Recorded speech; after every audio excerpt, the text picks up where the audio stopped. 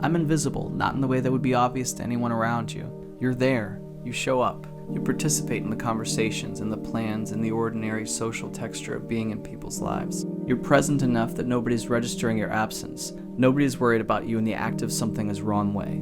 Nobody's noticed anything missing. And that's exactly the problem. The invisibility you're experiencing isn't the absence of being seen, it's the absence of being known. And those are completely different things. You can be in a room full of people who see you, who know your name, who would notice if you didn't show up, who would say they care about you and mean it, and still feel completely, specifically, achingly invisible because what they're seeing isn't actually you. It's the surface version, the one you've been presenting, the one that's easy to be around and reliable and generally fine and doesn't require anything complicated from anyone. They know that version, they love that version even, and you're invisible inside it.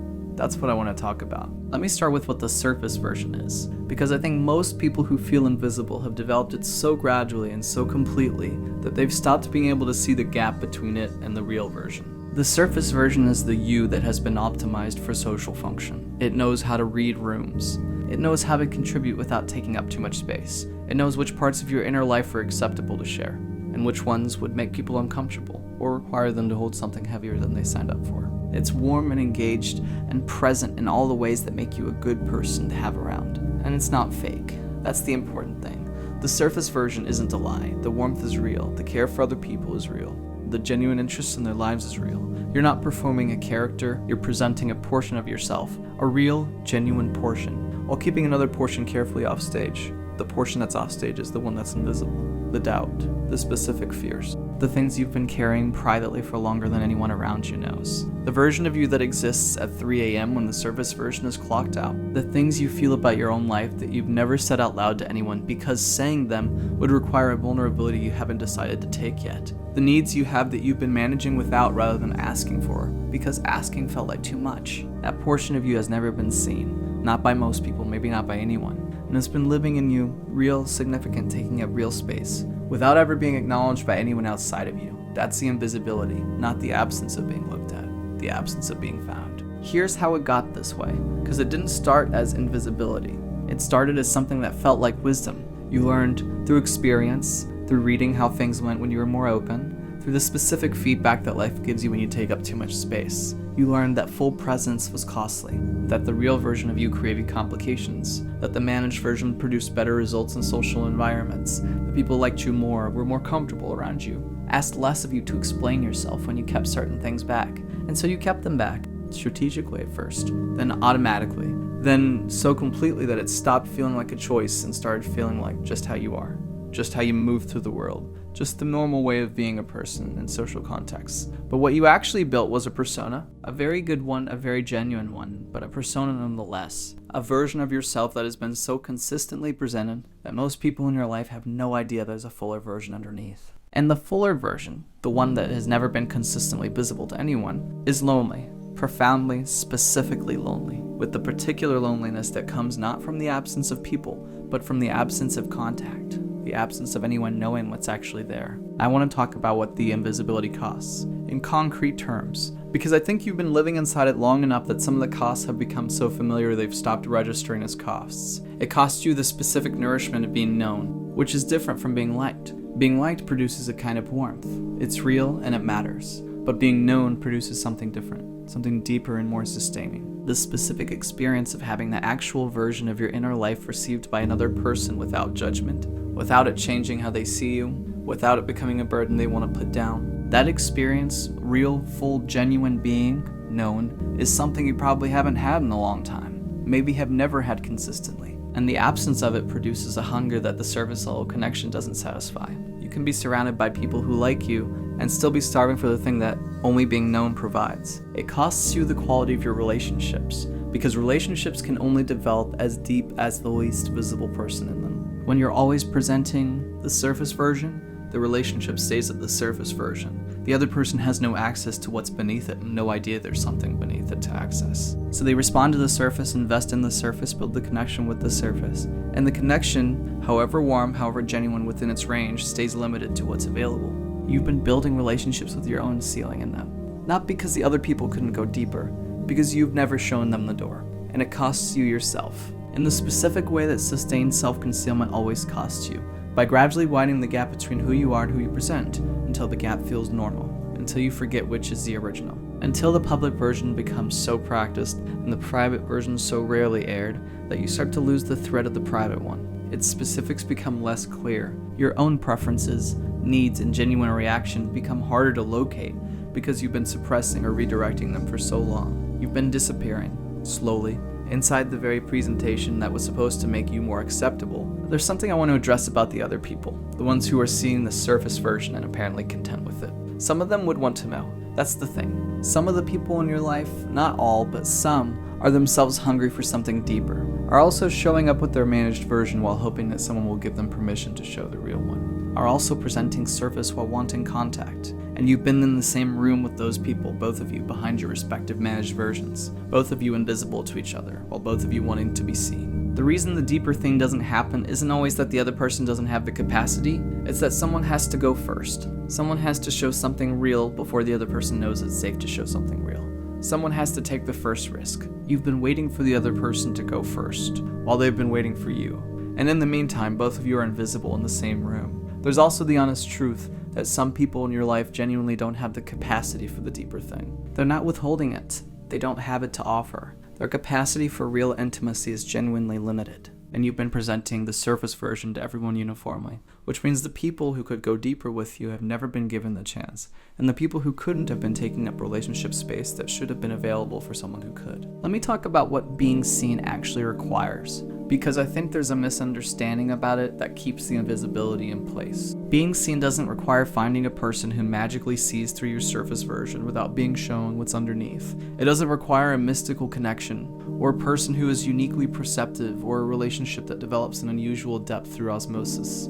Being seen requires showing something, specifically, deliberately, at some risk. Not everything. You don't owe anyone full access to your inner life, but something real. Something that is actually from the underneath version rather than the surface one. Something that costs you a small amount of vulnerability to offer. That's it. That's the whole mechanism. You show something real, and the person either receives it or they don't. If they receive it, if they respond with genuine engagement rather than discomfort or deflection, the relationship has just deepened. The door is now open that was previously closed, and you can show a little more. And they can show a little more, and the depth builds in the incremental way that real depth always builds. If they don't receive it, if the response is uncomfortable or dismissive, or it creates the kind of distance you were afraid of, then you have real information. This person doesn't have the capacity for the real version of you.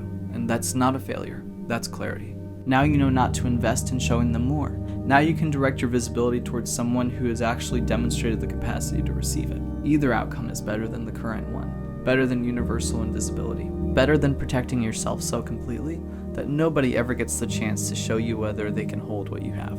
I want to talk specifically about the way invisibility and loneliness interact, because I think this is the part that produces the most sustained damage and the most daily pain. The loneliness of invisibility is a specific, particularly acute form of loneliness. Not the loneliness of being without people. That kind is easier in a way because the absence of people is visible and addressable. The loneliness of being invisible is the loneliness of being with people and still being alone, of having company and still being unreached. And that kind of loneliness is harder to name and harder to address because it doesn't have an obvious solution. You're not alone. Adding more people won't fix it. Going to more social events won't fix it. Being around more of the people who already like the surface version won't fix it. And because it doesn't have an obvious solution, it tends to sit unaddressed. You feel it and you can't quite explain it. How do you say I'm lonely when you were just surrounded by people who love you? So you don't say it, and it doesn't get addressed, and you keep feeling it quietly, daily in the background of a life that looks full. The answer to this specific loneliness is not more people. It's more depth with the people you already have. It's choosing one of them, the one who has shown the most capacity, the one whose care feels most genuine, and letting them actually see something, not the whole inventory. One true thing that you've been keeping back, and watching what happens when you let someone into the room you've been living in alone. I want to say something about the version of yourself that has been living unseen, because I think it deserves direct acknowledgement rather than just the implicit acknowledgement of everything else. That version, the one with the doubt and the weight and the 3 a.m. thoughts and the things that have never been said, has been real the entire time you've been presenting the surface version, has been having experiences, has been registering things, has been developing opinions and feelings and needs, and a point of view that the world has never had full access to. And that version is valuable, not despite being hidden in itself. The depth that comes from a person who has been internally alive in ways they've never fully expressed is real depth. It produces a quality of understanding, of empathy, of being with people that comes from having a rich inner life rather than a performed one. The invisible version of you is, in many ways, the best version. The one that thinks about things carefully, the one that actually feels the weight of what happens rather than processing it at surface level. The one that would, if given the chance, be the most genuine person in almost any room. The world has been getting the appetizer. The real meal is the version you've been keeping back. And there are people, real people who exist in your life or who will exist in your life, who would be genuinely better for having access to the full version. Who would feel less alone in their own inner life if they knew someone like you was having the same experience? Who would find something in your honesty that they've been looking for everywhere and not finding? You've been withholding something genuinely good from people who need it, not to protect yourself, because the risk of offering it felt bigger than the cost of keeping it back. But the cost has been real, has been building, has been you sitting in the same room as people you love while being completely unreachable. That cost is worth paying differently. Here's what I want you to understand about the moment you let someone see something real for the first time in a while. It's going to feel like too much. That's the thing about vulnerability after a long period of invisibility. Even a small amount of it feels enormous, because the gap between what you've been showing and what you're about to show is wide enough that the step across it feels like a leap. It isn't a leap, it just feels like one because the distance has been maintained for so long. But the other side of it, the experience of having offered something real and had it received, is different from what the fear predicts. It doesn't feel like exposure. It feels like relief, like putting down something you've been carrying for so long you forgot you were carrying it. That relief is what connection actually feels like, not the surface warmth of being liked. The deeper thing, the specific experience of being in contact with another person rather than just in proximity to one. You've been in proximity for a long time. Contact is what you're actually hungry for. You're invisible, but not because nobody can see you, because you've been making yourself impossible to find. The real version of you, the one that has opinions and fears and needs and a specific, irreplaceable, genuinely interesting inner life is in there. Has been in there the whole time, has been watching from the inside of the surface version, while the surface version interacted with the world, and it's ready to come out. Not all at once, not to everyone, just to the right person, in the right moment. And one true thing said with the specific courage that true things require. You don't need a dramatic reveal. You don't need to confess everything or dismantle everything or become someone different. You just need to let one person actually see you. One true thing. Offered to someone who has earned it, and the invisibility starts to lift. Not all at once, but enough. Enough to feel the difference, enough to remember what it's like to be found. You were never the problem. The hiding was, and hiding is a choice, which means being seen is one too. Make it. It always hits me hardest when the world is quiet. During the day there's noise, people around me, work, texts, errands, responsibilities. There's a rhythm to life, a way to keep moving without thinking too much. But night doesn't let you hide. Night strips everything down to its raw edges. The first few nights after we broke up, I didn't sleep. I just lay there staring at the ceiling, listening to the sound of my own breathing.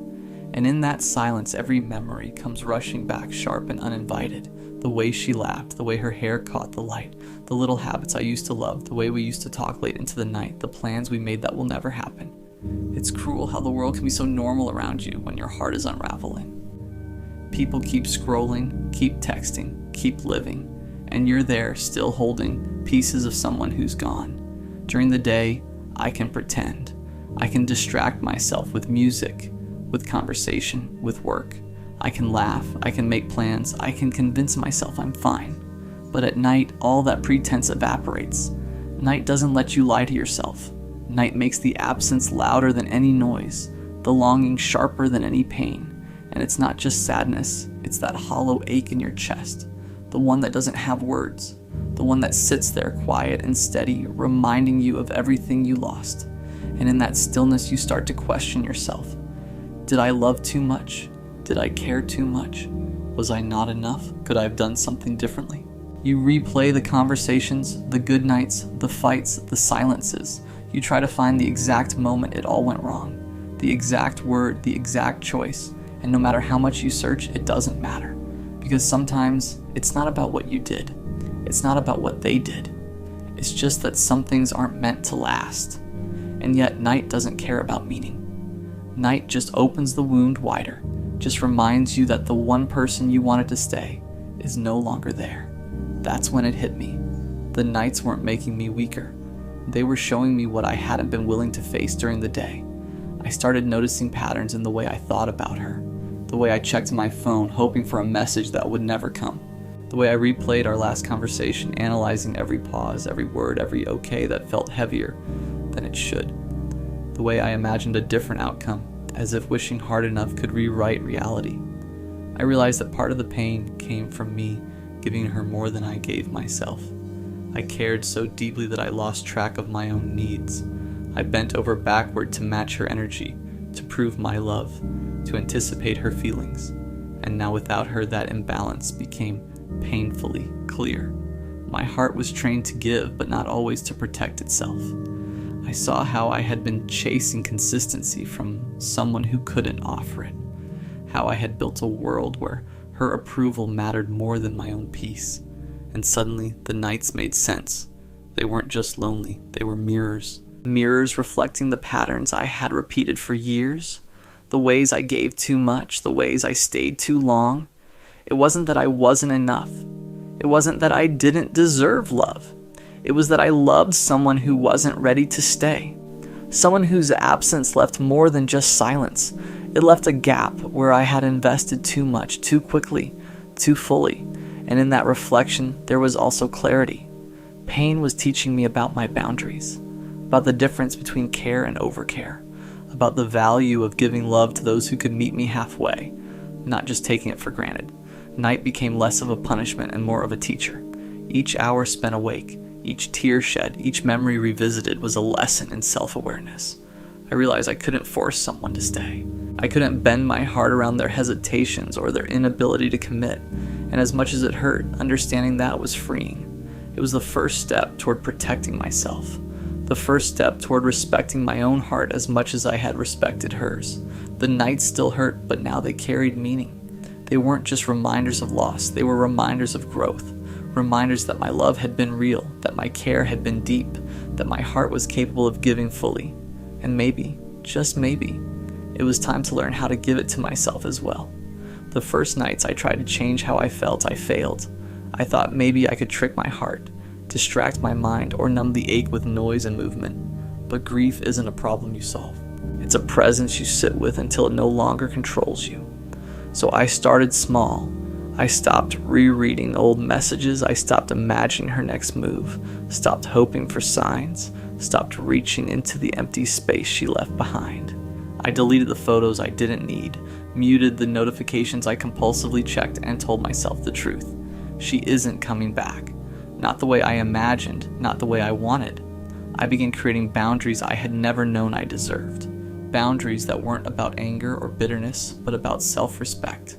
I stopped answering when I didn't want to. Stopped chasing conversations that led nowhere. Stopped over-explaining my feelings to someone who couldn't hold them. I started giving my attention only to the people and things that reflected care back to me. And with those boundaries came a subtle power shift. I wasn't consumed by her absence anymore. The night still whispered her name, still nudged memories into sharp focus, but I was no longer collapsing under them. I observed the pain, acknowledged it, let it move through me, and then returned to myself. I was no longer the person bending, waiting, and stretching my heart to fit someone else's inconsistency. I was steady, I was anchored. I replaced desperation with selectiveness. I matched energy instead of chasing it. I learned that showing care didn't require sacrificing my own peace. I realized that being alone at night didn't have to be punishment. It could be reflection, a time to breathe, a space to understand my own heart. The nights didn't stop being lonely immediately. They never do. But now, the silence was softer. It was a quiet room where I could hear myself think, where I could notice patterns, where I could prepare to love again, not someone else, but myself first. The ache became tempered by clarity. The longing became tempered by choice. I realized that part of healing isn't forgetting, isn't rushing, isn't trying to feel normal again. Healing is learning how to stay whole even when the world is quiet. Healing is sitting with the hurt until it teaches you what it means to protect your heart, to honor your needs, and to see that love isn't a game of endurance. It's a reflection of mutual care, and you deserve to experience it fully with someone willing to meet you there. Night was no longer a place where I broke. It was where I built myself back up. Eventually the nights became quieter, not because the memories disappeared, but because I stopped letting them control me. I no longer felt like a ghost wandering through someone else's absence. Instead, I learned to exist fully in my own presence. I started noticing the small ways I reclaimed myself. I laughed without guilt. I made plans without hesitation. I let friends in without fear of being too much. I learned to fill the quiet with my own voice, not the echo of someone else's. And slowly I began to recognize a simple truth. The pain didn't break me. It refined me. I understood now that loving someone who couldn't stay wasn't a failure. It wasn't a reflection of my worth. It was a reflection of timing, of readiness, of circumstances beyond my control. I had loved deeply, and that capacity for love remained mine. My heart was intact. My integrity was intact. And the nights, once a reminder of what I lost, became a testament to what I had survived. I still remember the ache, the longing, the late hours where silence felt heavier than anything else. But now that ache sits beside strength, not despair. I carry the lessons instead of the bitterness. I honor the love I gave, but I no longer tether my happiness to someone else's choices. I walk away from the nights with my head held higher, with patience, with calm, and with the knowledge that my heart is valuable enough to wait for someone who chooses me fully. It hurts, and it will hurt for a while, but it won't break me. Pain didn't claim me. It taught me. It sharpened my awareness. It taught me boundaries. It taught me self-respect. And most of all, it taught me that being alone at night doesn't mean being unloved. It means I'm ready to love myself fiercely, completely, without compromise. The nights are still there. They always will be, but I am no longer afraid of them. I am no longer haunted by what could have been. I am here. I am whole. And when morning comes, I rise, not as someone broken, but as someone who has endured. Someone who has grown, someone who is ready for what is meant to be, rather than clinging to what never was. Pain didn't break me, it refined me, and now I am ready. I think the hardest part about something ending is realizing it was already ending while you were still trying to save it. When I look back now, I can see it clearly. The small pauses, the delayed replies, the way their voice changed just slightly. Not enough to call it out, but enough to feel it. But back then, I called it stress. I called it timing. I called it, we're just going through a phase. Because admitting it wasn't meant to last would have meant admitting I was holding on to something already slipping through my hands. It didn't start badly. That's the thing. It started with intensity, with late night conversations that made sleep feel optional, with inside jokes that felt sacred, with that rush of feeling chosen, like out of everyone in the world, they saw me. And when you feel seen like that, you don't question it. You don't prepare for it to end. You just lean in. I leaned in fully. I memorized their patterns, their favorite songs, the way they said my name when they were tired. I built a version of the future in my head without even realizing it. Not a marriage and forever. Nothing dramatic, just consistency. Just comfort. Just them. Staying. But somewhere along the way, I started feeling like I was the only one building. They still talked to me, still laughed, still said the right things. But something was missing. Effort. And when effort slowly disappears, you start replacing it with your own. I texted first more often. I asked deeper questions. I reassured them when they seemed distant. I made excuses for their silence. They're just busy. They're going through something. It's not about you. And maybe it wasn't. But that didn't change the feeling. The subtle loneliness of being connected to someone who is already detaching. I felt it before I admitted it. That quiet instinct that whispers, this feels different now. But I ignored it because I didn't want to be dramatic. Because I didn't want to lose them. Because I thought love meant fighting harder when things got uncertain. What I didn't understand yet was that love isn't proven by how hard you fight alone. And sometimes something isn't falling apart because you didn't try enough. Sometimes it's falling apart because it was never meant to stay together. But I wasn't ready to accept that yet, so I stayed, and I tried, and I hoped, even when deep down a quiet part of me already knew this wasn't going to last. The realization didn't hit all at once. It wasn't some dramatic fight. No screaming, no slam doors, no final speech about how we want different things. It was quieter than that. It was in the space between texts. The way replies became shorter, The way conversations that used to flow for hours started feeling forced after 5 minutes.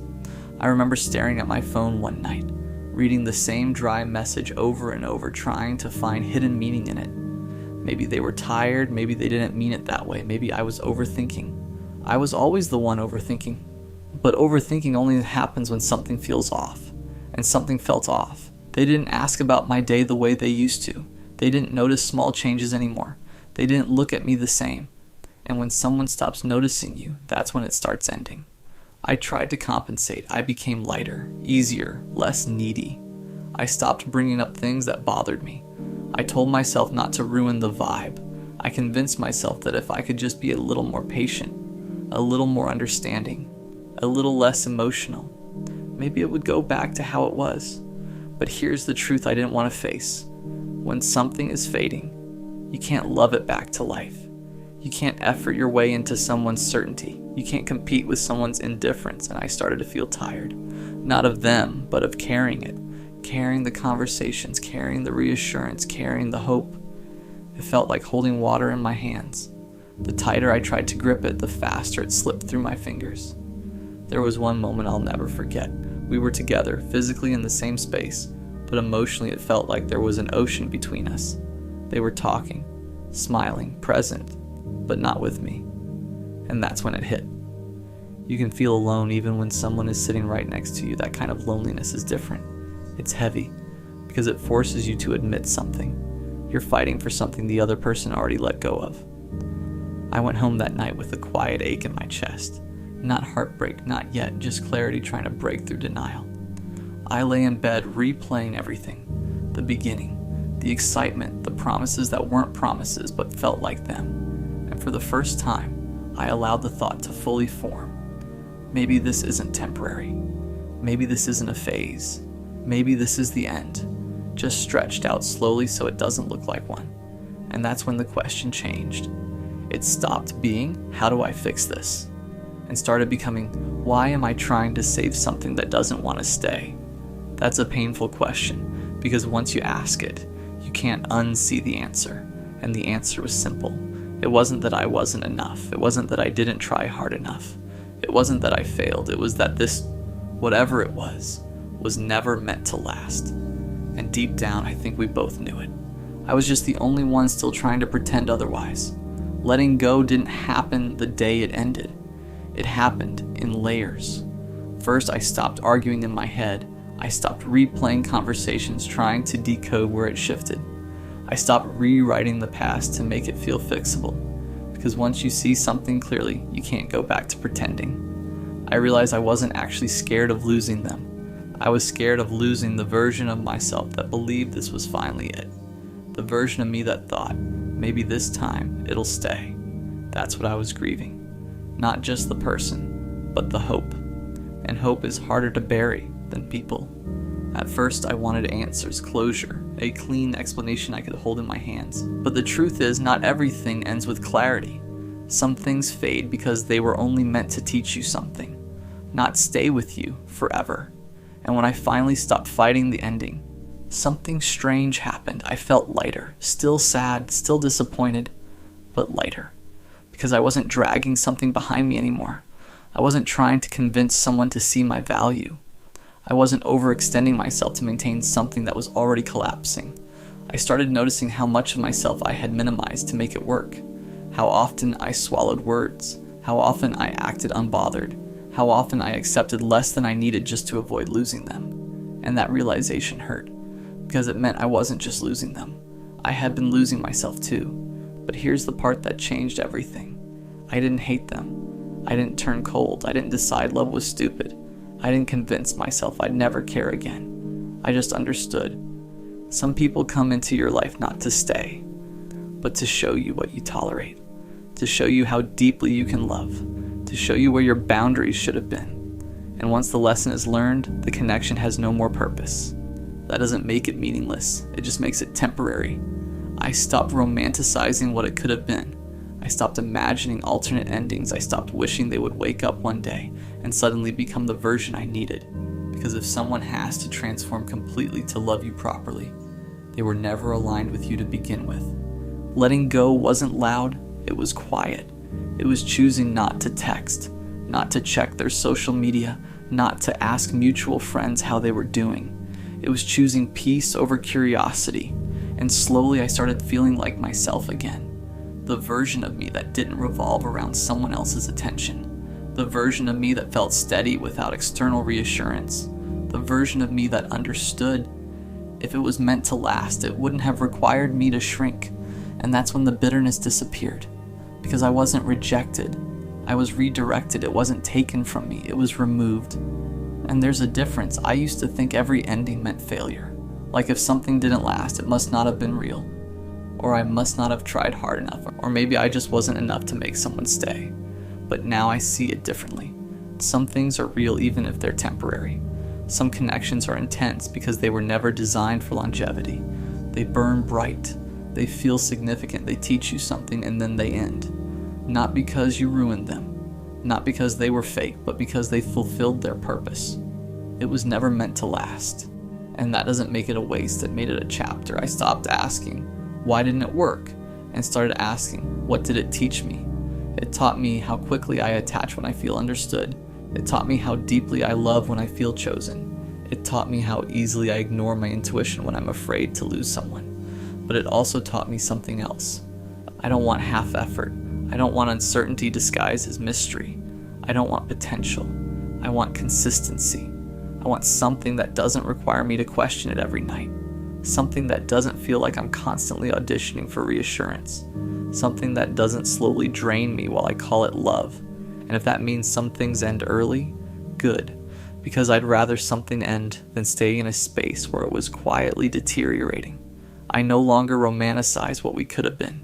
Because what we could have been would have required them to become someone else.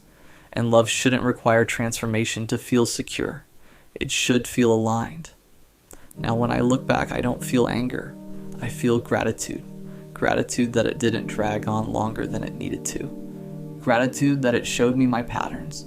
Gratitude that it forced me to raise my standards instead of lowering them further. The ending wasn't a punishment, it was protection. And maybe the most powerful realization of all is this. If it was meant to last, it would have required effort from both sides. It would have felt steady. It would have grown naturally instead of being forced. Love that's meant for you doesn't make you anxious. It doesn't make you question your worth. It doesn't slowly fade while you're fighting to keep it alive. It stays. And if it doesn't stay, let it go. Because not everything that feels intense is meant to be permanent. Some people are lessons, some are mirrors, some are reminders, and some are simply experiences that prepare you for something deeper. It was never meant to last. And now, I'm finally okay with that. Not because it didn't matter, but because I matter more. I used to believe that some people were meant to be in your life forever. That once you found someone who felt like home, someone who made the world quiet and the chaos manageable, you'd never have to let them go.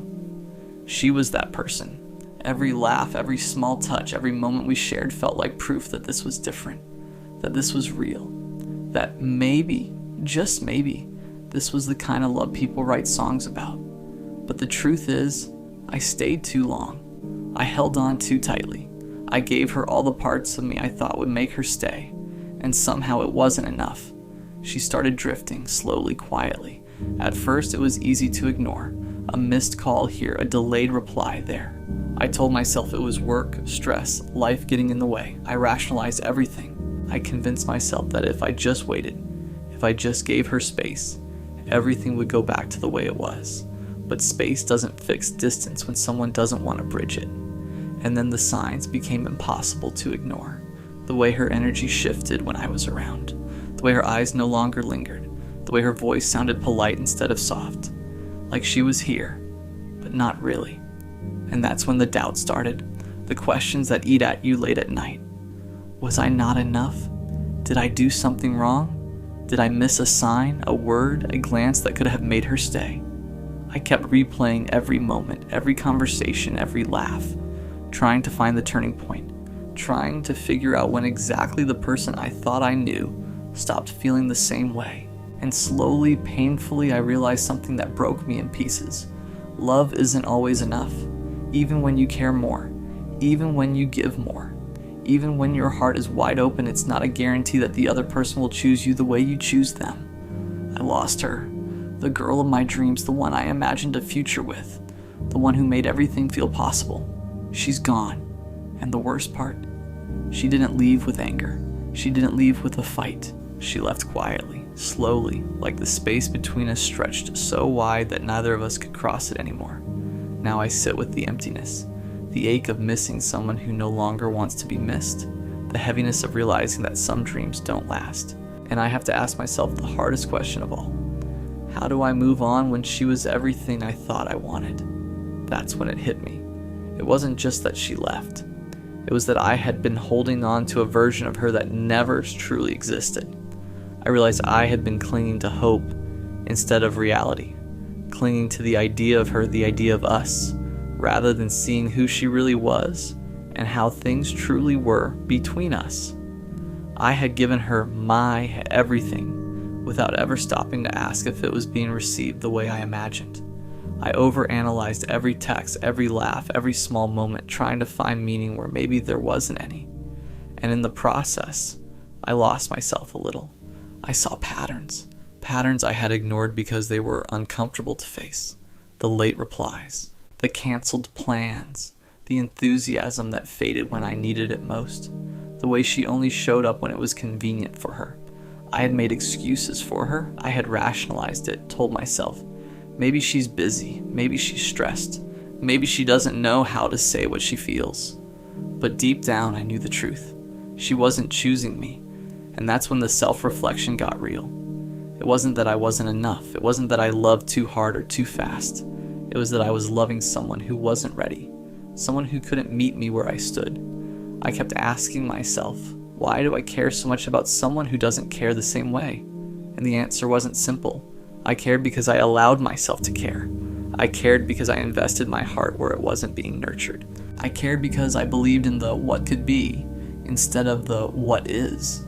I had been overgiving, overthinking, overhoping, and in the process I had allowed my happiness to hinge on someone else's choices. That was the real pattern, the dangerous one, the one that left me feeling empty, desperate, and questioning my worth. The realization was painful, but it was also freeing. It wasn't about blaming her, it wasn't about resenting her for leaving. It was about understanding how I got here, about seeing the ways I had let hope blind me to reality, about recognizing the parts of myself I needed to protect moving forward. It wasn't easy to admit, but I had to face it. I had to stop chasing someone who wasn't chasing me. I had to stop convincing myself that patience and loyalty could force love. I had to accept that sometimes, no matter how much you give, it just isn't enough. When you finally see the patterns, the truth isn't cruel. It's clear. And clarity is the first step toward moving on. The first step toward moving on wasn't forgetting her. It wasn't pretending I didn't care.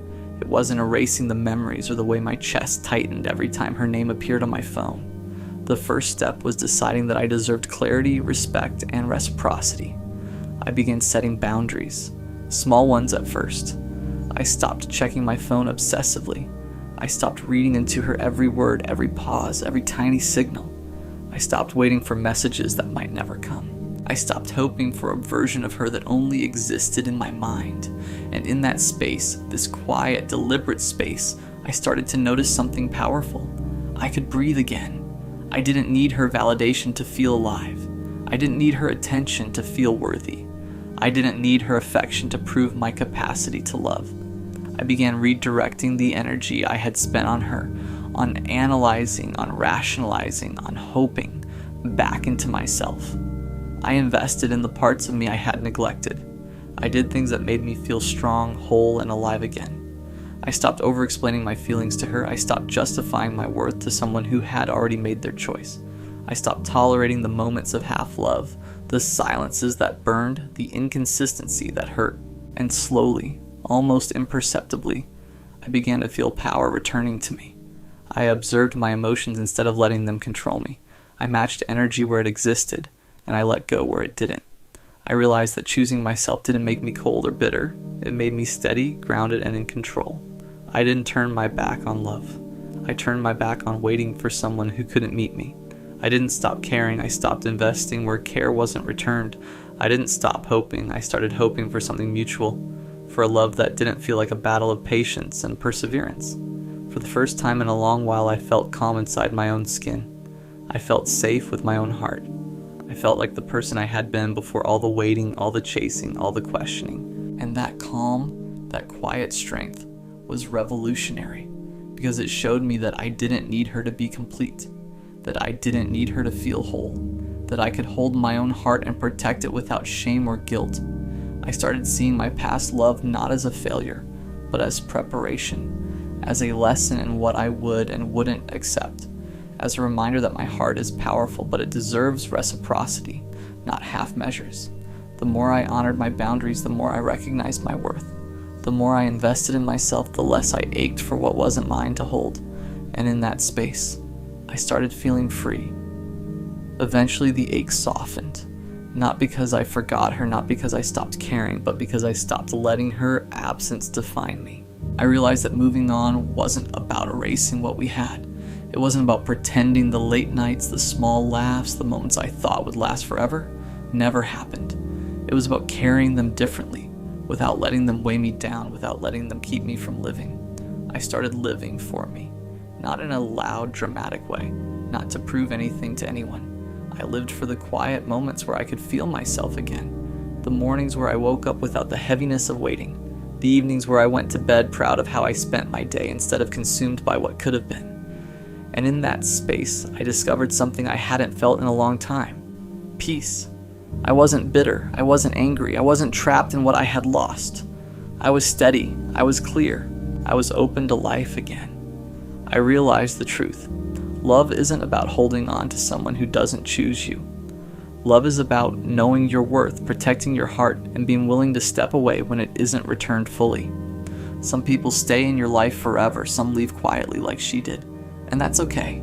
It doesn't diminish what you felt. It doesn't make your heart smaller or weaker, it makes you human. I learned to honor the love I gave her by giving that same love to myself. I stopped chasing what wasn't meant for me and started chasing clarity, joy, and connection that was mutual. I began to trust that the right people would meet me where I stood, fully, consistently, willingly. And so I moved on, not with resentment, not with regret, but with quiet confidence. I moved on knowing that the girl of my dreams wasn't lost. She simply wasn't the one for me. And that was enough, because the truth is, letting go isn't giving up. It's making space for something real, something that doesn't require hope to fill in the gaps, something that chooses you as fully as you choose it. And now I'm ready. Pain didn't break me. It refined me. Loss didn't define me. It prepared me. And moving on isn't the end. It's the beginning. I stayed, I learned, I grew, and now I'm alive again. This one is going to be uncomfortable. Not because I'm going to be cruel about it. Not because I think you're a bad person or that you deserve to hurt more than you already do. But because I think you've been telling yourself a story about what happened. A very comfortable, very sympathetic, very well-constructed story. And I think that story is costing you more than the heartbreak itself. And I'd rather say the hard thing than watch you carry a version of events that keeps you stuck. So, here it is. Some of what happened was your fault. Not all of it, maybe not even most of it, but some of it. A real, significant, honest sum. And you know that. Somewhere underneath the narrative you've been running, underneath the anger and the grief and the very reasonable pain, you know that you had a hand in this. You know there were things you did or didn't do, patterns you ran, moments where you chose the comfortable thing over the right thing, and that those choices contributed to the ending. And instead of sitting with that, you've been covering it, building a story around the parts that make you the injured party, collecting evidence for the version where this was done to you, not participated in by you. I understand why. I really do. Grief is hard enough without also having to hold accountability for it. When something ends and it hurts this much, the last thing you want to do is look at your own role in the wreckage. But the coping, the stories, the justifications, the careful editing of memory, that's not protecting you. That's just delaying the thing that would actually help. Let me tell you what the coping sounds like. Because I think a lot of us do this without fully recognizing it as what it is. It sounds like they were emotionally unavailable, which may be true, but it doesn't ask the question of why you stayed with someone emotionally unavailable for as long as you did. It doesn't ask what that unavailability was doing for you, whether it let you stay at a safe distance too, whether it meant you never had to be feely seen, whether their unavailability was, on some level, a feature rather than a bug. It sounds like they didn't appreciate me, which may also be true, but it doesn't ask whether you made yourself easy to appreciate, whether you communicated what you needed clearly, whether you showed up as the full version of yourself or a managed, careful version designed to be likable, whether you were actually present in the relationship or just there. It sounds like I gave everything and got nothing back. And I want to be careful here because sometimes this is just true, full stop, and you really were in something that took without returning. But sometimes, I gave everything as covering for something else. Sometimes giving everything is a way of controlling the dynamic. Sometimes the constant giving is designed unconsciously to put the other person in debt, to make leaving harder for them, to build a case in advance for why you're the good one if this falls apart. Giving can be generous. Giving can also be a strategy, and only you know which one it was. It sounds like they changed, but people don't usually change in a vacuum. Relationships change people. Your behavior in the relationship changes people. The environment you two created together changes both of you. When someone becomes distant or cold or checked out, it's worth asking, genuinely, honestly asking, what the environment was like. What was it like to be with you when things were hard? What they were responding to. I'm not saying it was your fault they changed. I'm saying change doesn't happen in isolation, and the story that casts you as the passive witness to someone else's transformation is probably missing some of your own. Here's the thing about the comfortable story. The one where you're the one who tried and they're the one who failed. The one where the ending is their fault and your pain is entirely undeserved and there's nothing to examine on your end. That story feels better in the short term. Of course it does. It protects you from the really uncomfortable work of looking at yourself clearly. It lets you stay in the grief without having to complicate it with accountability. It lets you be sad without also having to be honest. But it has a cost, a specific, measurable cost. The cost is that you take nothing from this into the next thing. You exit this relationship with the same patterns, the same blind spots, the same tendencies that contributed to the ending. Because you never looked at them, you never identified them, you never held them up to the light and said, this is a me thing, this is something I do, this needs to change, and then you do it again. Different person, same dynamic, different face on the same shape of relationship, and it ends the same way. And you tell the same story again, and the story protects you again, and you take nothing again. That loop is why some people go their entire lives in relationships that follow the same pattern and never understand why. Not because they're unlucky, because they're very good at being the protagonist of a story that never asks them to grow. I want to be specific about some of the things we do, the actual behaviors, because I think naming them is more useful than speaking in abstractions. We go cold when we should go honest. Something bothers us and something real and something worth addressing, and instead of saying it clearly, we pull back. We get quieter. We create distance.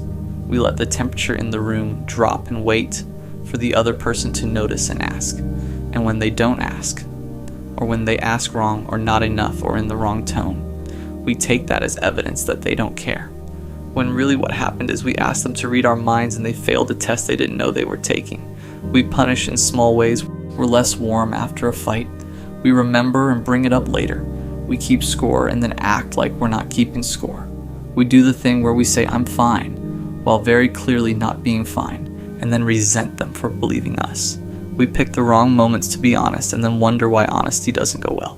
We drop something heavy right when they're stressed or exhausted or in the middle of something.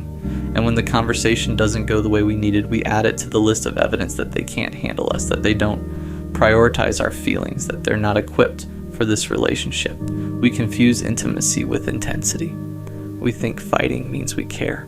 We think drama means depth. We manufacture urgency in relationships that are actually healthy and stable because health and stability feel boring, feel underfamiliar, feel like the absence of passion rather than the presence of something real. We love loudly in the beginning and quietly disappear as it gets more real. We're incredibly present and attentive in the early phase, and then once we feel secure, we coast. We stop putting in the effort that got us here because we think arrival means the work is done. It doesn't. Arrival is when the work starts. We make the other person responsible for our emotional state. When we're happy, it's because of them, and we tell them so. But when we're anxious or insecure or struggling, that's also because of them, their behavior, their distance, something they did or didn't do. We make them the weather of our inner life and then resent them for not always being sunny. We leave before we leave. We check out emotionally while still physically present. We stop investing in the thing months before it technically ends, and then when it ends, we act like we were fully in it right up to the last moment. We weren't. We'd already started protecting ourselves from a loss we were quietly engineering. Any of that land.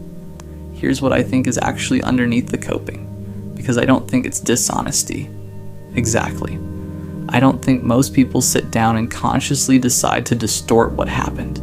I think it's fear. Specifically the fear that if you look at your role clearly, if you actually account for your part of the wreckage, you'll find something unfixable, something fundamentally wrong with you, some evidence that you are, at your core, the kind of person who ruins things, who doesn't know how to love correctly, who is too much or not enough or broken in some way that won't yield to effort. That's the fear underneath the story. The story protects you from having to find out if that fear is true. But here's what I want you to hear. Actually hear it. Looking at your part in something doesn't mean confirming your worst fears about yourself. It just means looking at behaviors, patterns, choices, things you did in specific moments for specific reasons that you can understand and, if you choose to, change. You are not your worst moments in a relationship. You are also not separate from them. They're data. They tell you something about where you were, what you needed, how you were operating, and that information is genuinely useful if you let yourself have it. The fear says if I look honestly, I'll find out I'm irredeemable.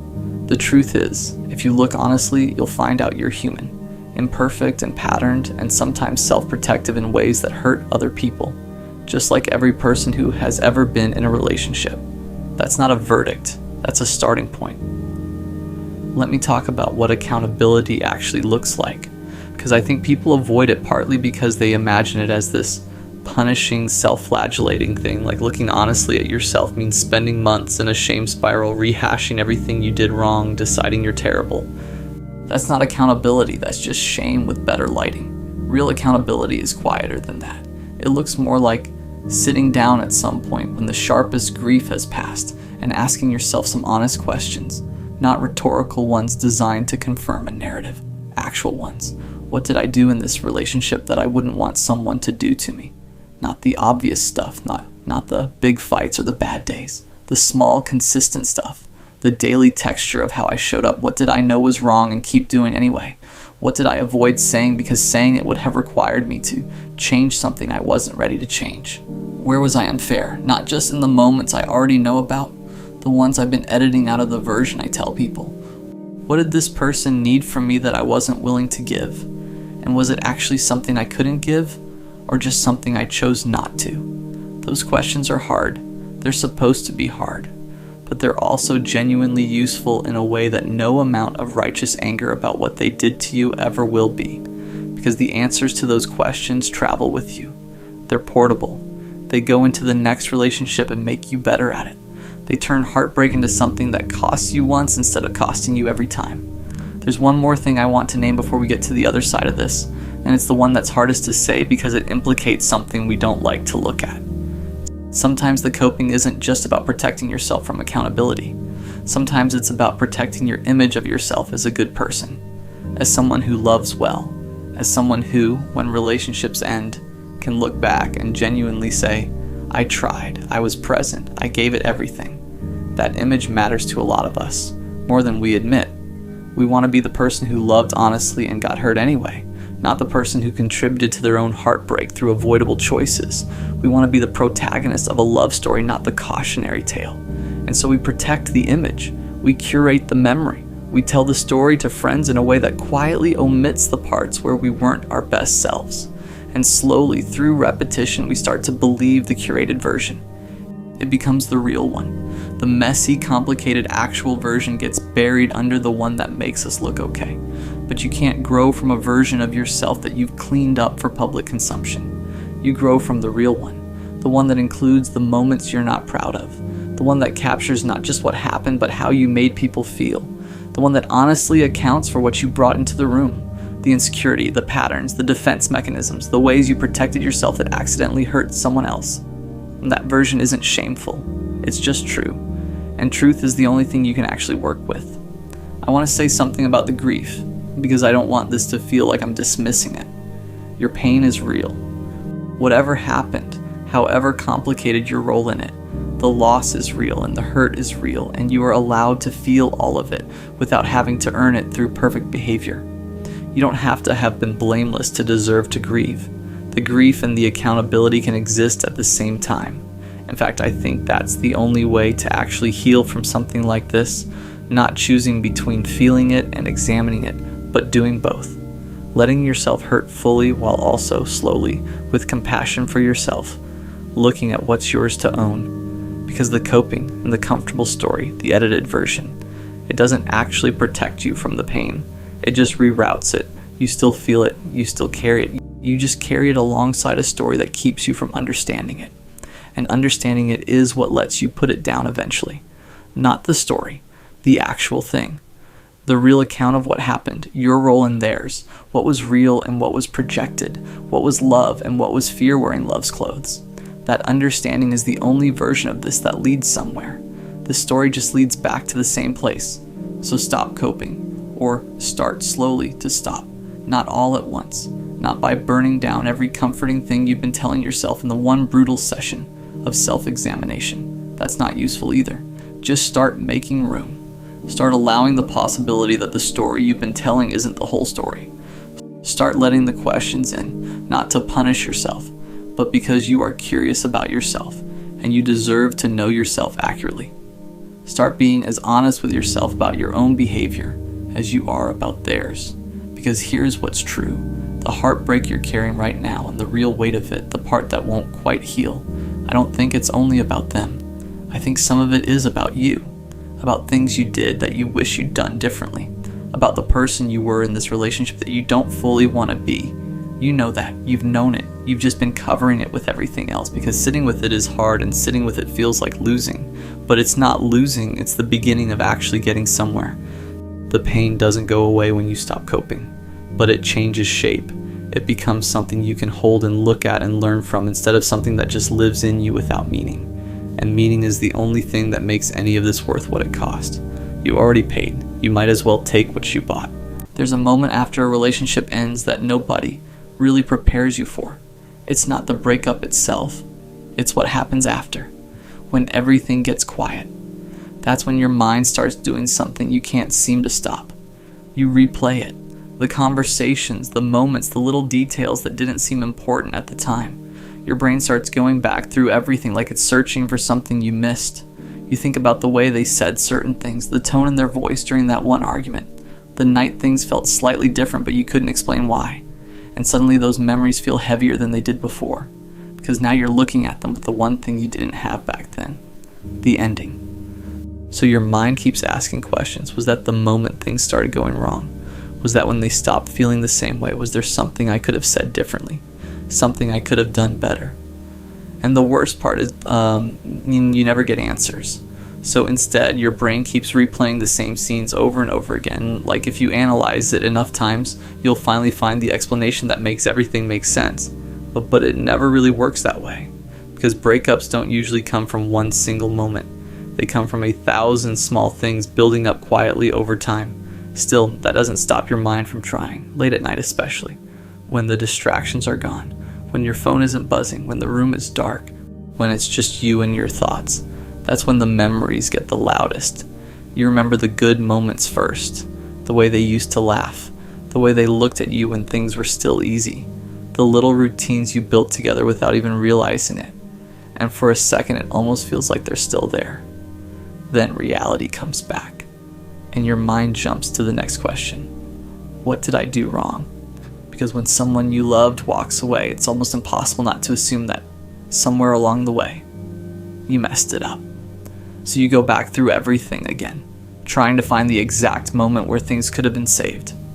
But the truth is, the more you replay it in your head, the more trapped you start to feel in something that already ended. And that's the part nobody talks about. Sometimes the relationship doesn't end when the person leaves. Sometimes it ends weeks later. when you finally stop reliving it. The strange thing about replaying a relationship in your head is that your mind doesn't show you the whole story. It shows you selected scenes, little moments that suddenly feel way more important than they did at the time. You remember the last conversation you had with them. Every word, every pause, every sentence you wish you could take back. You start thinking about what would have happened if you just said something different. Maybe if you had stayed calmer. Maybe if you didn't bring up that one thing. Maybe if you gave them more space. Your brain turns it into this giant what-if loop. What if I did this differently? What if I handled that moment better? What if I noticed the signs earlier? And slowly, without even realizing it, you start rewriting the past in your head. You create these alternate versions of the relationship where everything works out. In those versions, you say the perfect thing. You catch the problems early, you fix the issues before they grow. And in those imaginary timelines, they stay. But reality doesn't work like that. The real relationship didn't have the benefit of hindsight. It was messy. It had misunderstandings. Moments where both of you were tired. Conversations that didn't go the way either of you wanted. And the truth is, two people can genuinely care about each other and still not be able to make it work. But your brain doesn't like accepting that, because accepting that means admitting something painful. Sometimes there wasn't a single moment you could have fixed. Sometimes the ending wasn't about one mistake. It was about two people who just couldn't meet each other where they needed to.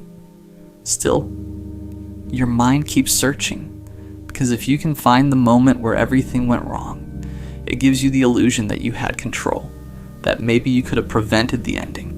But deep down, you already know something that's hard to accept. If someone was truly meant to stay, the relationship wouldn't collapse because of one imperfect conversation. Love that lasts doesn't disappear over one moment. And when you finally start realizing that, something shifts. The memories don't disappear overnight. You'll still think about them sometimes. But slowly, you stop treating every memory like a clue in a mystery you need to solve. Because some stories don't need to be solved. They just need to be closed.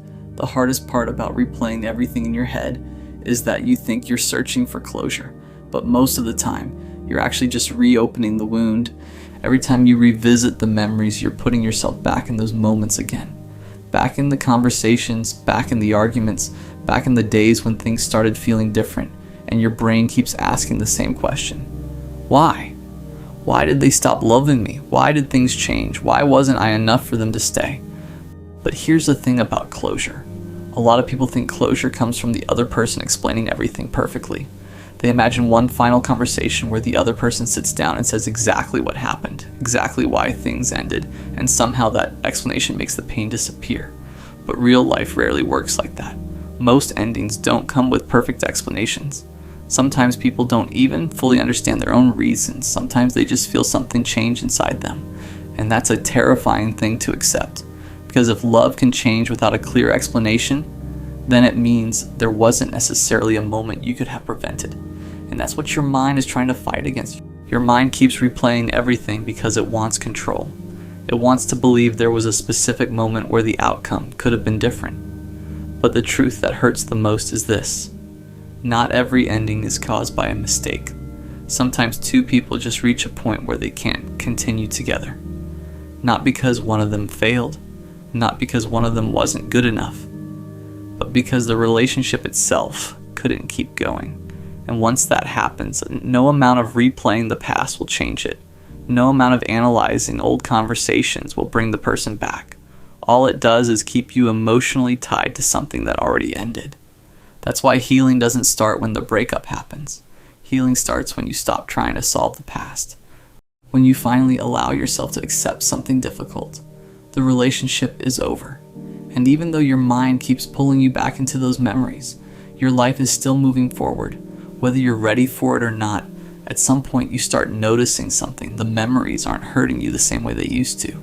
Not because they disappeared, but because you finally stopped treating them like something you need to fix. For a long time, your mind kept going back to the same moments. The last argument, the last message, the last time you saw them. Like if you could just understand it perfectly, the pain would finally make sense. But eventually you realized something important. You weren't replaying it because the answer was still there. You were replaying it because letting go felt like losing them all over again. So part of you held on, not to the relationship itself, but to the idea that maybe you could still figure it out. Maybe if you understood what went wrong, it would somehow undo the ending. But life doesn't give us that kind of control. Some people enter your life, change you in ways you didn't expect, and then they leave. And you don't always get a clean explanation. You don't always get a moment where everything makes sense. Sometimes all you get is time to slowly accept that the story already reached its ending. And when you finally stop replaying it in your head, you start noticing something else. Your life didn't end with that relationship. There are still new people you haven't met, new memories you haven't made, new moments waiting for you that have nothing to do with the past you've been stuck in. Because the truth is, you were never meant to spend the rest of your life trapped in old conversations or wondering about the words you wish you said differently. You were meant to keep living, and one day, without even realizing when it happened, you'll think about them again. But this time it won't feel like a wound. It'll just feel like a chapter of your life that already ended. And you'll finally understand something that once felt impossible. The past only has power over you, as long as you keep replaying it.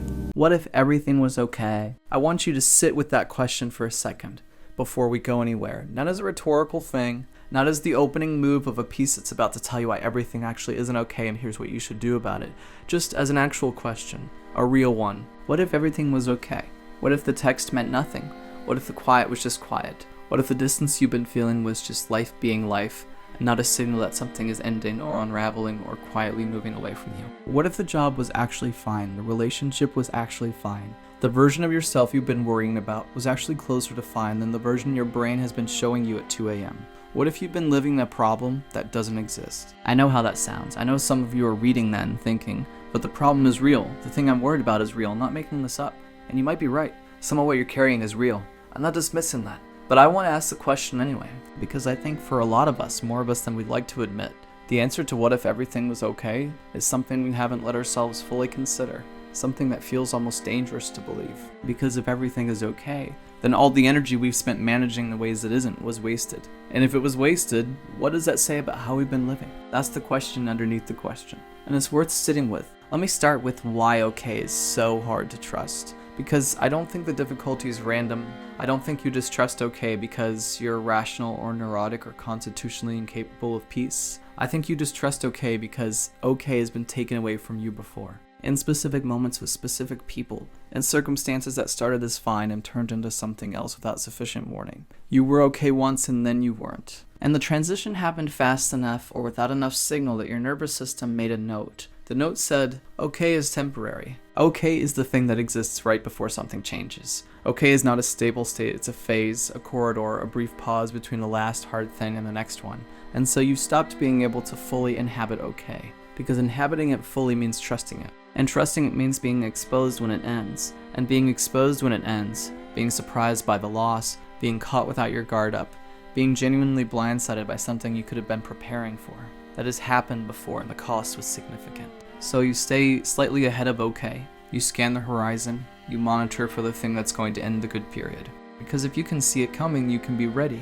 And being ready is the closest thing to safe that your nervous system knows how to do. That's not a flaw. That's a perfectly rational adaptation to a history that trains you to expect disruption. The problem is that the adaptation is now running in environments that don't require it. In relationships and circumstances that are actually stable. In moments of genuine okay that you are moving through without being able to feel them because the monitoring never stops. Here's what living outside of okay actually looks like. The daily texture of it. Because I think when it's named specifically, the recognition is useful. It looks like being 3 conversations ahead. The thing being said right now is barely registering, because you're already running the implications, already following the thread to its possible ends, already preparing responses to versions of this conversation that haven't happened. And the person talking to you, the actual person, in this actual moment, is getting a version of presence that is actually absence dressed up as listening. It looks like waiting for the other shoe to drop inside good things. The relationship is going well. And somewhere in you, there's a quiet countdown. The job is stable, and part of you is already practicing what it would feel like if it wasn't.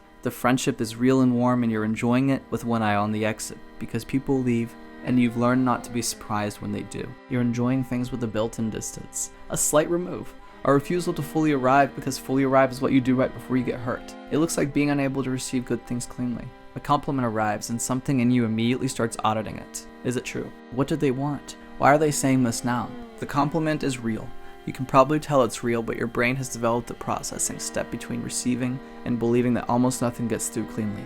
You're filtering the good stuff. You've built infrastructure specifically designed to make the good stuff less able to reach you. And it looks like exhaustion that doesn't make sense on paper. Your life from the outside is fine. Nothing catastrophic is happening. You're managing.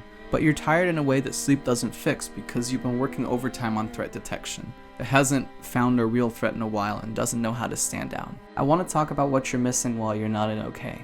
Not in an accusatory way, not in a you're wasting your life way, just the specific things that are happening in the present tense that you're not fully experiencing because part of your attention is elsewhere. You're missing the ease of the people who love you, the specific quality of being with someone who is genuinely glad you're there. Not performing gladness, not being polite, but actually lit up by your presence in a way that doesn't require anything from you except to just be there. That quality is available to you in relationships you already have, and you're experiencing it at about 60% because 40% of you is monitoring whether it's going to last. You're missing your own good moments, the times when something funny happens and you laugh, really laugh, the involuntary kind. And for a second you're completely in it, and then the brain catches up and starts analyzing what the laughter means and whether it's appropriate and what comes next, and the moment is gone before you even registered having it. You've been having your experiences slightly after the fact, processing them as they pass rather than inhabiting them as they happen. You're missing the specific piece of a Tuesday that is just a Tuesday, not building toward anything, at the calm before something. Just a day that is what it is, the coffee in the morning, the particular quality of afternoon light, the conversation that doesn't go anywhere important and doesn't need to. The completely ordinary hours that make up most of a life and that you've been moving through like a waiting room instead of like the actual content of being alive. Those things are your life, not the milestone moments, not the dramatic events, not the things worth reporting when someone asks how you've been. The Tuesdays, the ordinary good things that don't make the highlight reel but constitute most of the hours. You've been in those hours. You've just not been fully present for them. Here's a question I want to ask, and I want you to actually think about it rather than answering reflexively.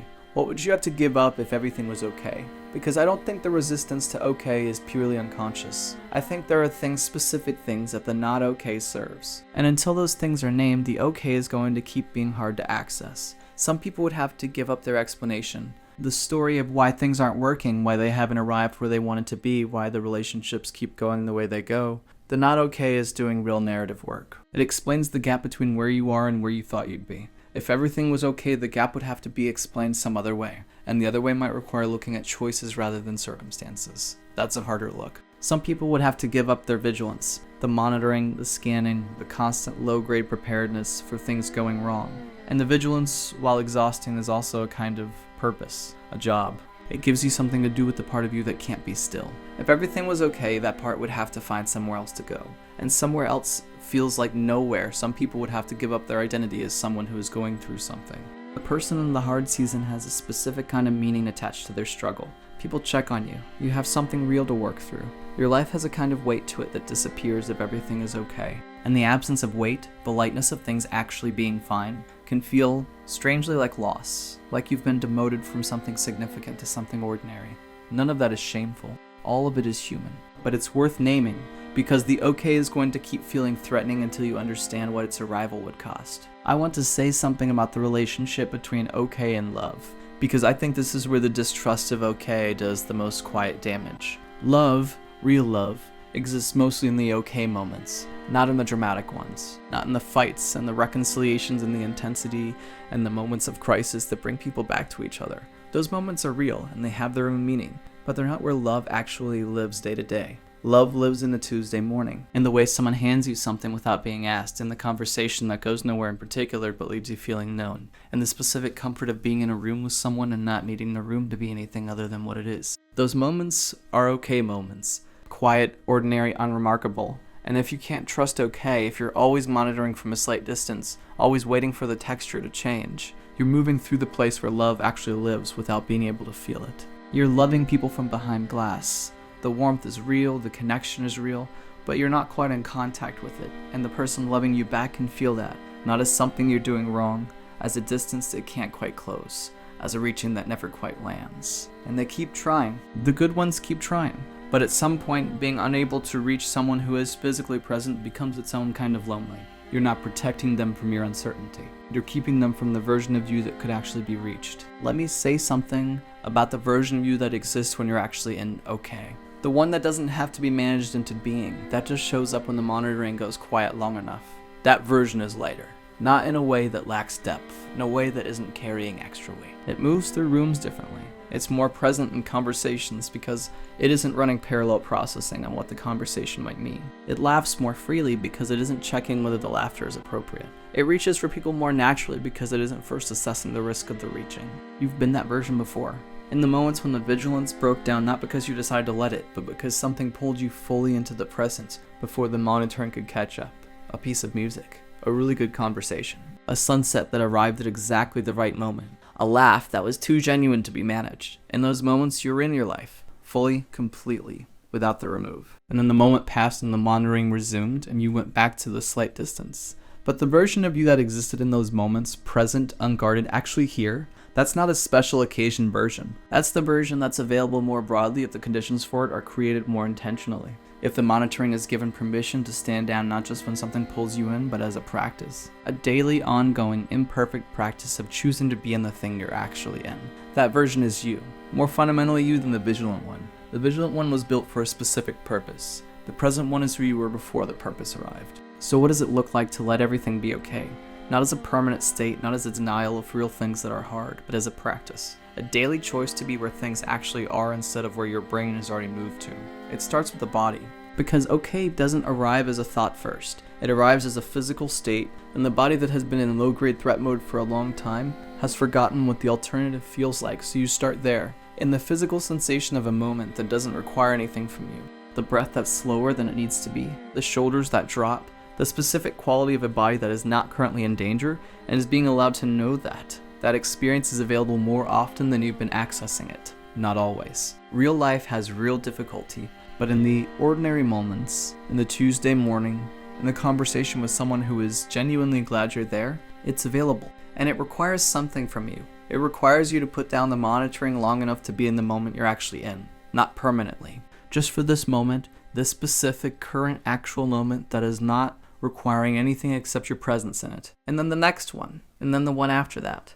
Because that's what okay is, when you let it be what it is. Not a destination, not a phase before something harder, not something that will be taken away if you trust it too fully. Just a series of moments that don't require you to be anywhere other than in them. The past that hurts you is real, the future that might be hard is possible, but neither of them is here right now. What's here right now is just this, just okay. What if everything was okay? I think for a lot of you the answer is, it might be. More often than you're allowing yourself to experience it, more of the time than the monitoring has been willing to admit, in more of your relationships and more of your ordinary days, and more of the hours you've been moving through from a slight remove. The okay is there.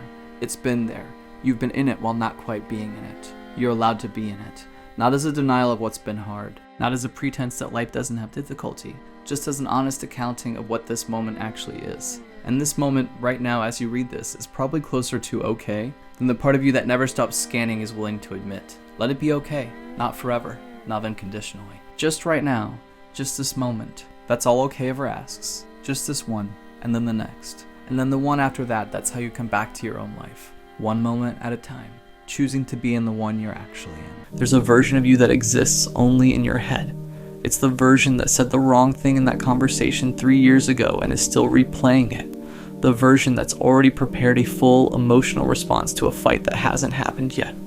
The version that read one slightly short text message and spent 45 minutes building a case for why everything is falling apart.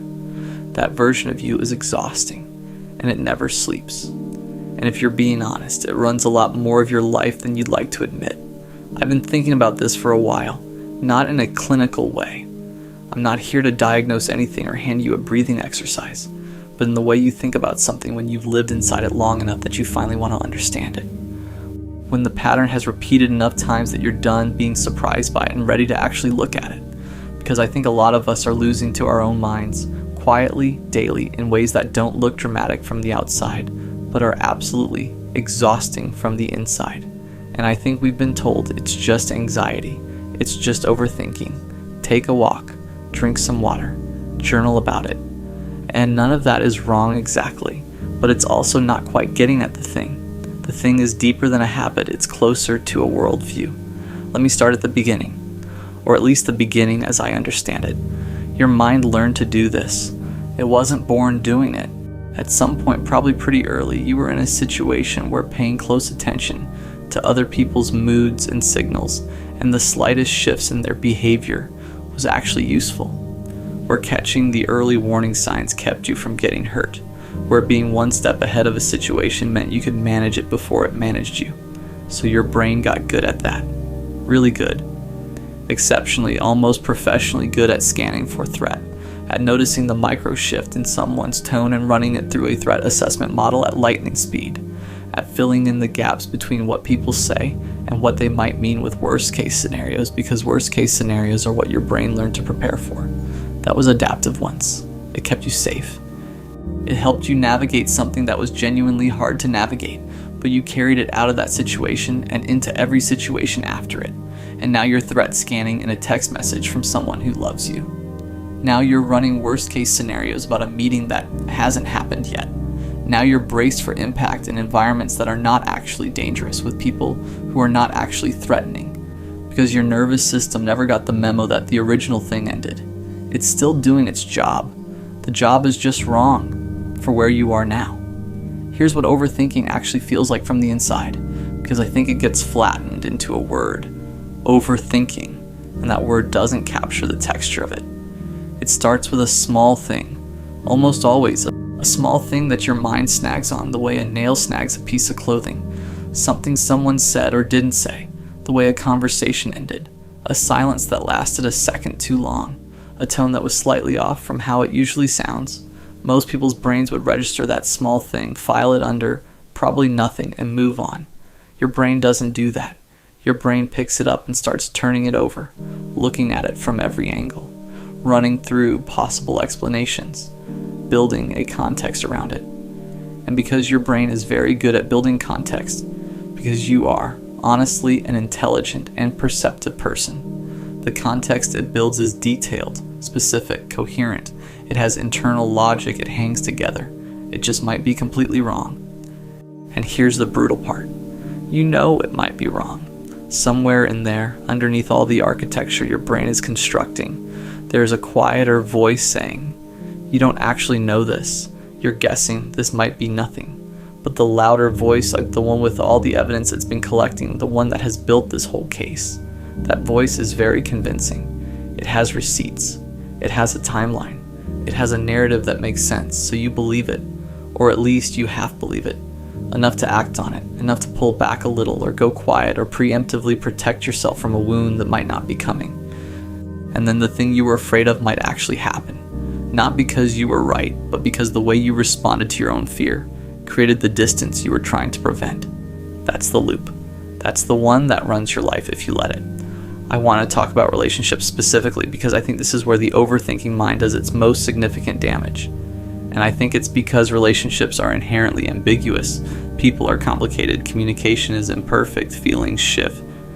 And ambiguity is exactly the kind of environment where an overthinking brain absolutely goes to town. You're with someone, or close to being with someone, and things are good, things are genuinely good, but your brain doesn't fully trust good. Good feels precarious. Good feels like a setup for something. So even while things are good, there's a part of you that's quietly scanning for the thing that's going to make it not good. And because you're scanning for it, you find things. Not because they're definitely there, but because if you look hard enough at anything, any relationship, any person, you will find ambiguity. You will find moments that can be read multiple ways. You will find evidence for almost any narrative if that's what you're building. So you find something, a slightly distant response, a canceled plan, a moment where they seem somewhere else, and the machine kicks in. And now you're building the case for why this is falling apart while simultaneously pretending everything is fine. Because you know that bringing this up will make you seem crazy, will make you seem like too much, so you hold it. You process it internally. You have the conversation in your head 100 times. You prepare for outcomes that haven't happened. You grieve things that are still here. And all of that invisible work, all of that mental labor that the other person has no idea is happening, exhausts you. makes you quieter than you actually are, makes you pull back when you want to be close, makes you act in ways that are slightly misaligned with how you actually feel, because you're not responding to reality. You're responding to the story your brain wrote about reality, and eventually, inevitably, the other person notices that something is off, not what's actually off. They can't see that. It's all internal, just that something is off, and they adjust. And you interpret their adjustment as confirmation of the story you already wrote, and the loop tightens. Here's the part I want to sit with for a minute, because I think it's the part that gets missed. Overthinking isn't just a processing style. It's also, underneath everything, a form of control. Stay with me on this. When you can't control whether someone is going to hurt you, and you never can. That's just the fundamental vulnerability of caring about people. Your brain finds another way to feel in control. It prepares, it anticipates, it runs every possible scenario so that when something goes wrong, at least you saw it coming. At least you're not blindsided. At least the pain arrives in a context you already built. Because being blindsided feels worse than being right about something bad. Being surprised by loss feels more devastating than having predicted it. So your brain works very hard, all the time, to make sure you are never surprised. The cost of that is never being fully present, never being fully relaxed into something good, always holding a part of yourself back, just in case, always watching the door even when you're inside somewhere warm. It's a terrible trade, but it feels like the safer one, and your brain is always going to root toward what feels safe. Let me tell you what the really insidious version of this looks like. Because the everyday overthinking, the text analysis, the reading of rooms, the pre-lived arguments, that stuff is visible enough that you can at least identify it. The insidious version is quieter. It's the way you talk yourself out of good things before they have a chance to become good. Someone shows interest, and instead of letting yourself feel that, you immediately start cataloging their flaws. Not because they're actually deal breakers, because if you can find enough flaws, then when it doesn't work out, you can point to the flaws. You already knew you were never fully in it. It's the way you self-sabotage in advance. Pull back before they can pull back. End it before it can end badly. Leave before you can be left. It's the way you rewrite your own history to confirm the story your brain likes to tell. You felt something real, and then it hurt. And now when you look back at it, your brain has quietly edited the memory so that the signs were always there. You should have known. You were naive to trust it. Look how clearly it was written on the wall from the beginning. It wasn't written on the wall from the beginning. You were just present, open, hoping, the way a person is supposed to be. And something went wrong. And now your brain is retroactively building the case that you should have been closed. Because being closed would have hurt less. Being closed would have hurt less. And also produced nothing. And also made you smaller. And also been a kind of living death. But your brain doesn't calculate for aliveness, it calculates for safety. And sometimes safety and aliveness point in completely opposite directions. I've been thinking about the relationship between overthinking and self-worth, because I don't think they're separate things. I think a lot of people who overthink, not all, but a lot, do it because somewhere underneath the mental noise, there is a quiet belief that they are more likely to be rejected than not, that if someone really knew them, they'd leave. That the connection they feel is always more fragile than it appears, because they are, in some fundamental way, more difficult to love than other people, and the overthinking is partly an attempt to manage that. If you can see the rejection coming, you can prepare. If you can find the evidence early, you're not naive. If you hold back a little, you're protected. But also, and this is the part that's harder to say, the overthinking feeds that belief. Because when you're constantly generating worst case scenarios, constantly looking for the signs of leaving, constantly preparing for the end, you are practicing the belief that the end is inevitable. You are rehearsing it. You are making it more real in your body and your nervous system every single time you run the simulation. The mind is very literal about what it practices. If you practice being rejected, your brain gets better at feeling rejected. If you spend enough time preparing for loss, your nervous system stops distinguishing between the preparation and the actual thing. You end up carrying the emotional weight of a loss that hasn't happened. And you do that every day, for weeks, months, years. And then people ask why you seem tired. So what do you do with it? I'm not going to pretend I have the full answer. I don't think the full answer exists in a way that can be written down and handed to you, but I do think there are some true things worth saying. The first one is, your thoughts are not facts. I know that sounds like something on a motivational poster, and I'm sorry about that because it's actually a profound and difficult thing to practice. Your mind produces thoughts the way your body produces heat, constantly, automatically, without your permission. And not all of those thoughts are accurate. Not all of those thoughts deserve to be believed. The feeling of certainty that your brain attaches to its worst case scenarios is not evidence that those scenarios are real. It's just evidence that your brain is very good at its job. The second one is, presence is the antidote, and presence is hard. Because presence means actually being in the moment you're in, not the moment your brain has already moved to. It means feeling the good thing while it's happening, instead of scanning it for the reasons it won't last. It means trusting, not blindly, not naively, but with the actual evidence in front of you, that right now, things are okay. Letting okay be okay without immediately upgrading it to a threat. The third one, and this is the one that took me the longest, is that you have to grieve the version of safety that overthinking promises. Because it does promise something. It promises that if you think hard enough, prepare enough, stay alert enough, you will be protected. You will not be caught off guard. You will not be hurt in the ways you've been hurt before. That promise is a lie, but it's a comforting lie. And giving it up means accepting that you cannot think your way to safety in relationships. You cannot prepare your way out of vulnerability. The only way through is actually through, open, present, willing to be surprised by both the good and the bad. That is terrifying if you are someone who has been hurt, and most of the people reading this have been hurt. But the alternative, staying inside the machine, living in the pre-lived loss, holding yourself back from the full experience of being alive with another person, that's not safety. That's just a slower kind of missing out. Your mind gets the best of you because it loves you in its way. It is trying to protect you. It learned something once about how the world works, and it has been faithfully applying that lesson ever since. Even when the lesson no longer applies, even when the environment changed and the people changed and you changed, it doesn't know it's out of date. It just keeps running the old program, trying to keep you safe, costing you peace. You are not broken. You are not too much. You are not fundamentally harder to love than other people.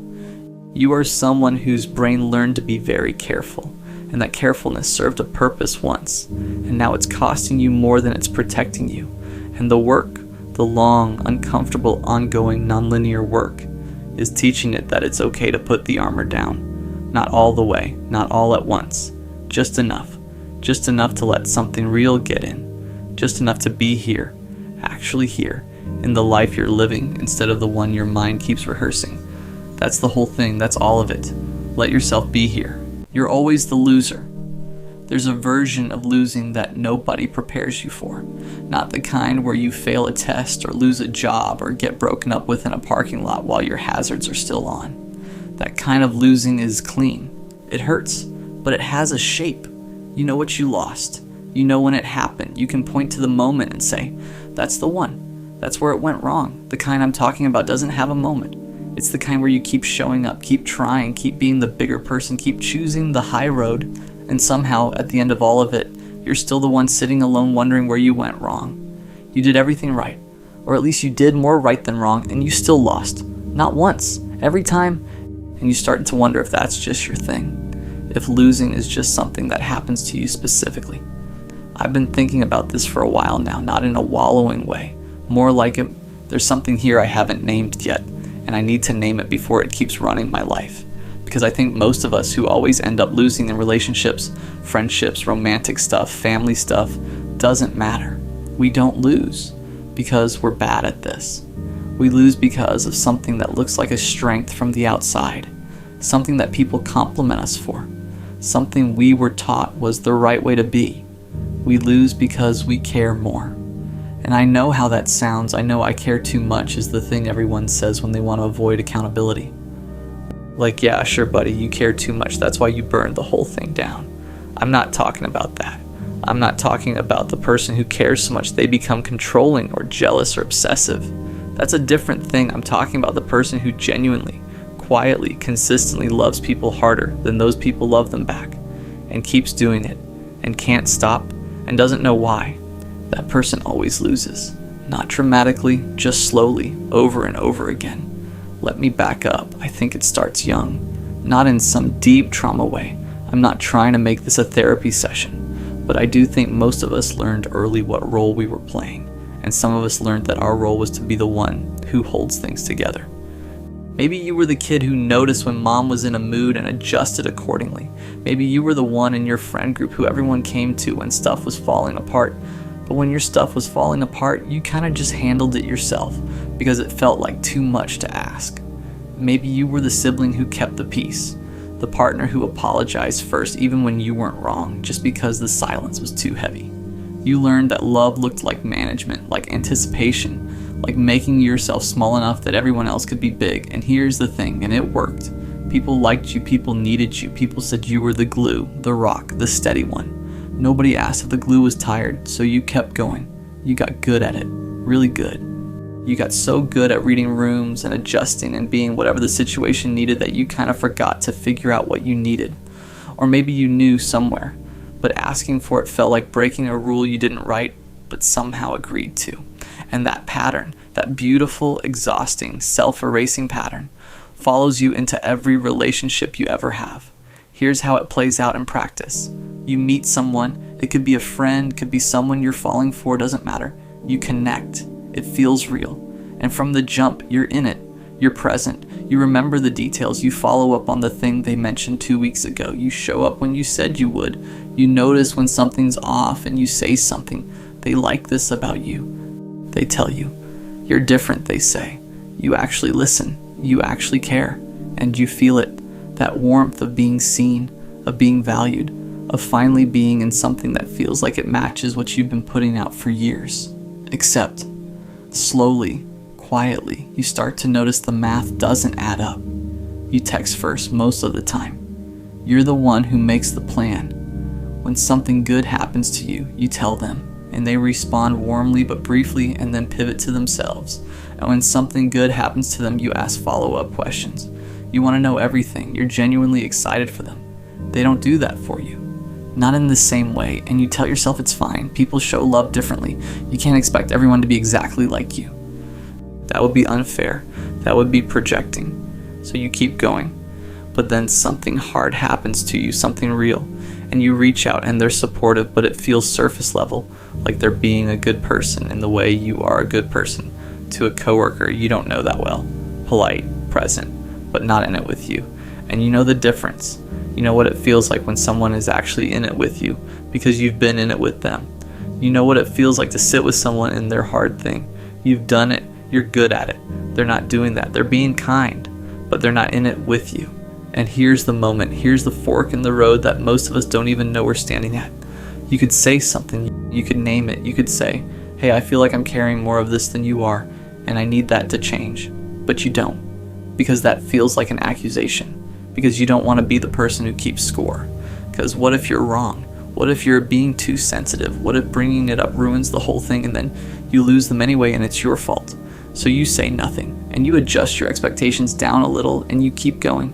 And 6 months later, you're half the person you were when you started this and they're exactly the same and you're exhausted and you don't even know why. That's the loss. That's the one that doesn't have a moment. I want to talk about the hope problem, because I think hope is actually the engine of all of this. Not hope in the inspirational poster sense. I mean hope in the very specific, very quiet sense of, I think if I keep being this way, eventually it'll come back to me. You believe somewhere underneath everything that love is a long game, that consistency gets rewarded, that if you keep showing up and being real and caring deeply enough, one day the person on the other end of it will match you. Will finally see what you've been putting out and rise to meet it. And sometimes that happens. Sometimes people do wake up. Sometimes the thing you've been patient for actually blooms, but a lot of the time, and I think most of us know this but don't want to say it, a lot of the time, the hope is just delay. It's a way of not having to grieve something that's clearly already gone. Because as long as you're hoping, you don't have to admit that the version of this you wanted was never actually available. That's brutal to accept.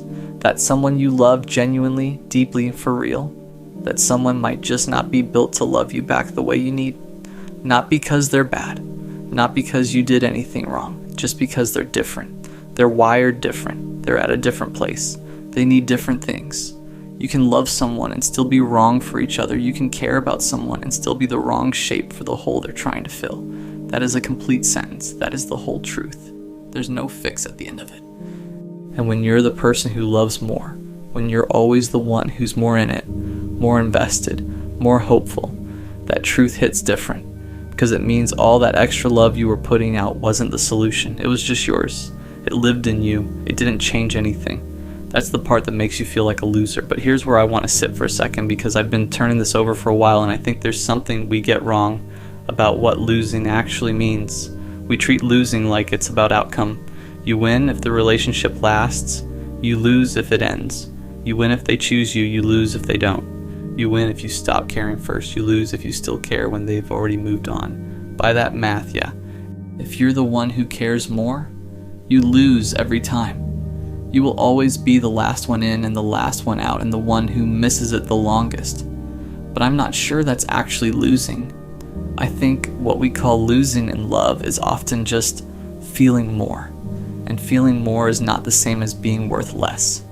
It is not a character flaw. It is not a weakness. It is actually one of the rarest things a person can have. Most people spend their whole lives looking for someone who will love them with real depth, real presence, someone who actually listens, who actually shows up, who actually stays.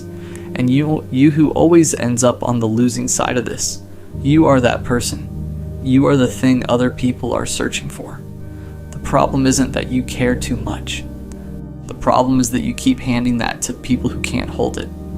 And I know that sounds like I'm just reframing the same loss as a gift, which is a little bit of a cope. I'm not going to pretend otherwise.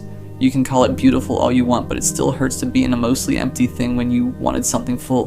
But I do think there's a real difference between I keep losing because something is wrong with me, and I keep losing because I keep choosing people who can't match what I'm bringing.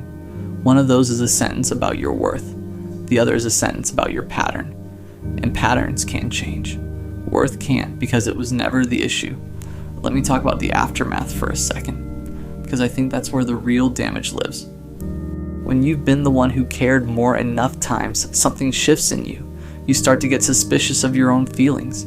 You fall for someone and there's this voice in the back of your head, quiet but consistent, that says, I don't. You know how this goes. You know where you end up. So you hedge. You hold back a little. You don't text as much as you want to. You don't say the thing you're feeling right away. You play it cooler than you are because you've learned somewhere in your body that the full version of you is too much.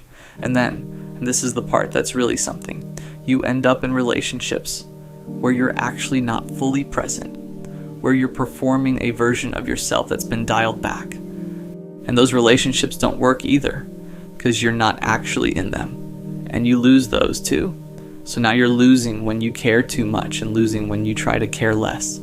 There's no version of this that's working, and the voice in the back of your head gets louder. See? You told you. You're just bad at this. You always lose, but you're not bad at it. You're just protecting yourself with a tool that's hurting you. The hedging, the holding back, the performance of indifference, that's not protection. That's just a different kind of losing. Slower, quieter, but still losing. Because you end up alone anyway. Except this time you're also not yourself. I think the thing that actually needs to change, team, and I'm saying this as much to myself as anyone, is not the caring. Don't stop caring. Please don't let the world do that to you. The thing that needs to change is the selection, where you're putting it. Because if you're honest, really honest, you probably knew early.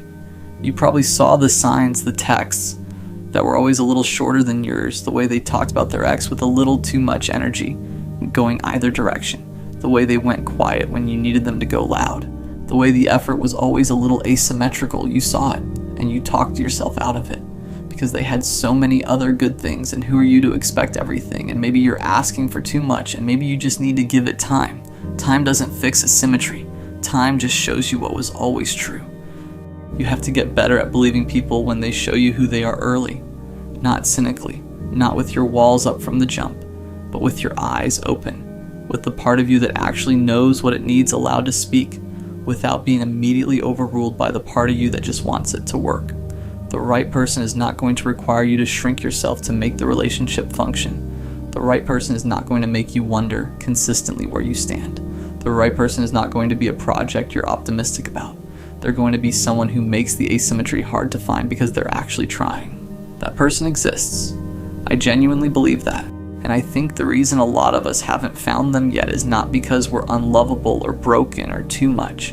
It's because we keep confusing potential with reality. We keep loving the idea of someone at the expense of the truth of them. So here's where I land on this. You're always the loser. Yeah, in a specific, limited, outcome-based reading of the word.